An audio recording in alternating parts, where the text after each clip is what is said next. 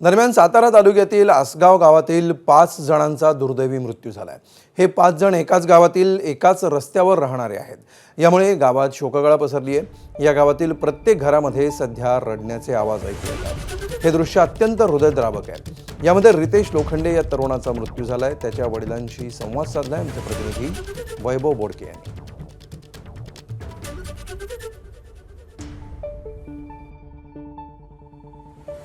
या अपघातामध्ये ज्या मुलांचा दुर्दैवी मृत्यू झाला त्या घरातील कुटुंबीय आपल्यासोबत आहेत। मुलगा घरी अजून आला नाही। मी दिवसभर चिंता करत होतो। मी दिवसभर माझ्या मन लागत नव्हतं।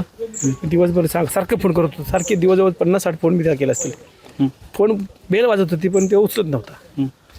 नंतर मी काहीतरी माझ्या मनात येणार हेच होईना मग संध्याकाळी 7 वाजता मी जाताना परत फोन केला माझ्या मुलाला, मोठ्या माझ्या भावाला, माझ्या मुंबई रस्त्याला फोन केला।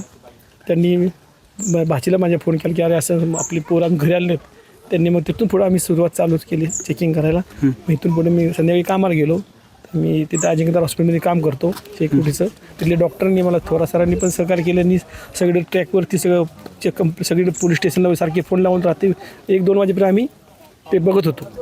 नंतर माहीत पडलं की गाडी गेलेली। मग आम्ही तिथून पुढं मग मला एकदम बायाखाली जमीन सरकली आणि मला काय एकदम माझा बीपी वाढलं। मग मला एकदम हे वाढलं, मला त्रास झाला, एकदम अति त्रास झाला। पहिलीच माझी इंजिओप्लास्टी झालेली आहे।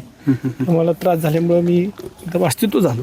हे प्रशासनाच्या हलगर्जीपणामुळेच ह्या मुलांचा दुर्दैवी अंत झालेला आहे।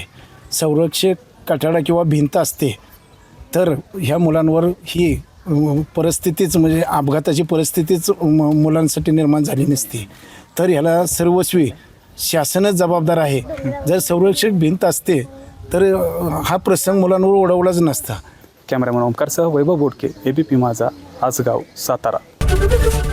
एबीपी माझा, उघडा डोळे बघा नीट।